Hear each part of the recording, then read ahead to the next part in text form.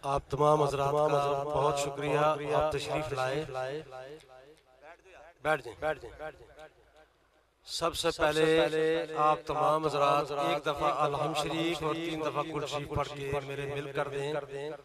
हज़रत अल्लामा इकबाल चिश्ती साहब की हवा को पेश करने के लिए तमाम हज़रात से गुजारिश है कि उनकी फातिहा पढ़ने के लिए आप एक दफ़ा अलहम शरीफ और 3 दफ़ा कुल शरीफ पढ़ के मेरे मिल कर दें।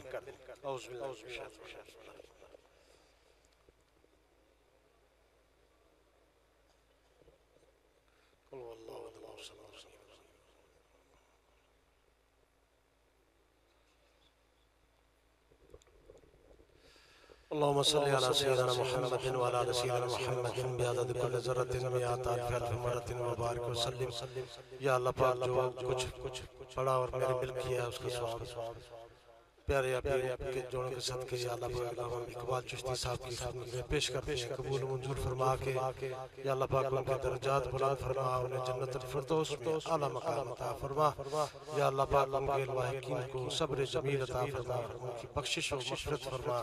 या अल्लाह पाक उन्हें जन्नतुल फिरदौस में आला मकाम अता फरमा, उनकी कब्र को बाग जन्नत का बाग बना। या अल्लाह पाक उनकी बख्शिश व मग़फ़िरत फरमा।